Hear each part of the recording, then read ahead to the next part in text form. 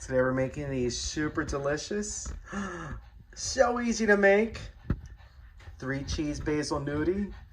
Oh, they're amazing and so easy, so easy. Want to see how we do it? Just keep watching. Yum. Look at them. Look at them. Oh, so good. For a full copy of today's recipe, check out our Facebook page at Poppy's Cucina. The link is in the description. We'll see you there. So the first thing you're going to do in a large bowl, you're going to add 3 cups of whole milk ricotta.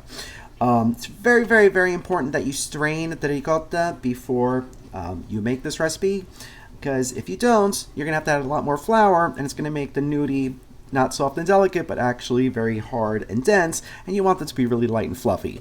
So I started with the 3 cups of ricotta. I squeezed them through a cheesecloth, and this is what I'm left with. So it's probably about 2.5 cups, I would say. All right, to this we're going to add about 1/3 of a cup of freshly julienned basil. Got to use fresh with this one. You can use the dried, but it's not going to be the same. And then to this we're going to add our cheese. We're doing a Asiago Parmesan and Romano blends. You really want to get the Parmesan and Romano in there. Your third cheese, you can put whatever you want. Provolone would work really nice, but again, you want like a more dry cheese. All right, so we're going to mix this all together till everything is fully incorporated. Looks good already. Next up, we're going to season with some salt and some fresh cracked black pepper.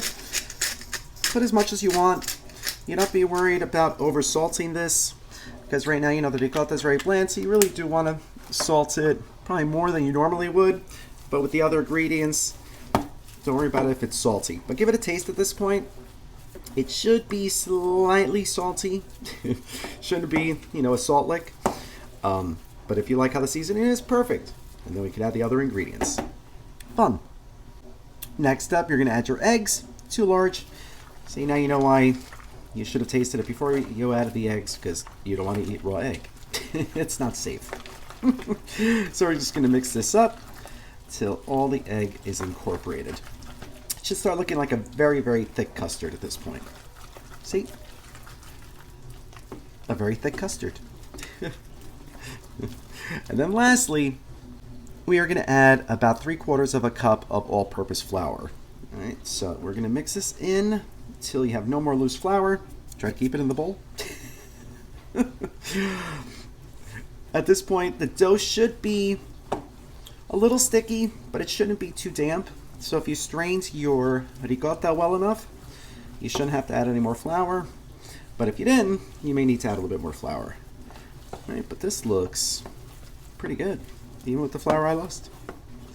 Because you want to be able to form it into a ball. And see, there it is. We got little balls.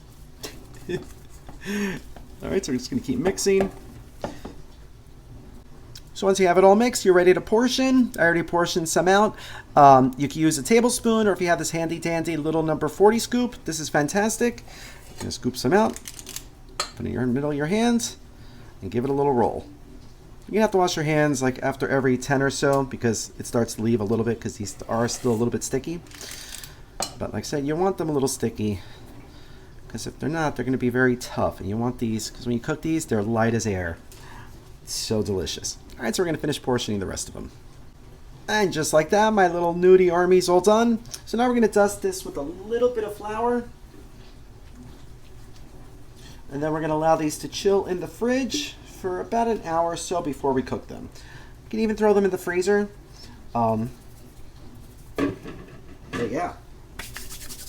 So into the fridge they're going to go. All right, so now it's time to cook our gnudi. So here I have my salted water that I have boiling.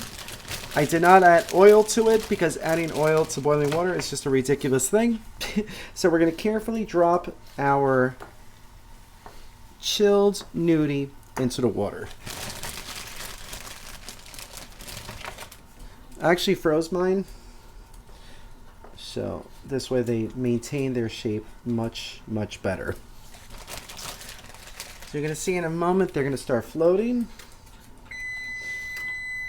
And when that happens, it means they're almost ready.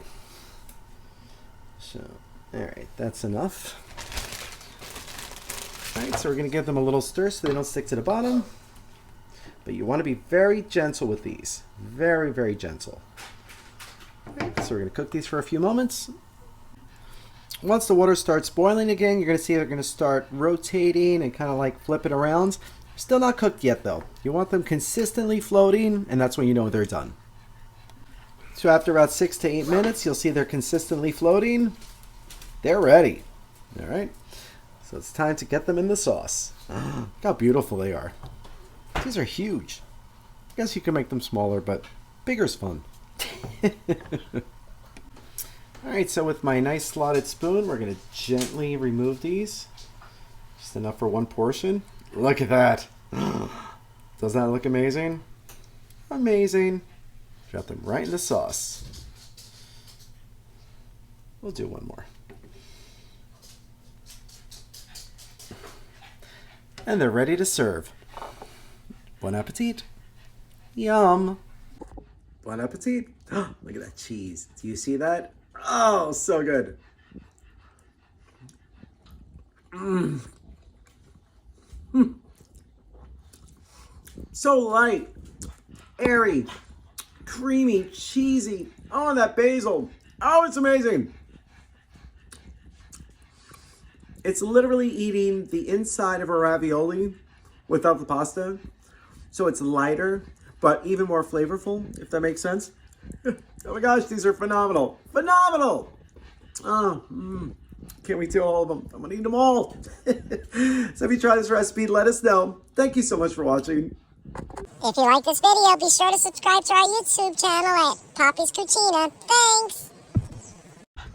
Yes, Lulu. I was in the kitchen cooking and you called me over. What is it? You wanted me to come over so you could yell at me that I'm taking too long for dinner?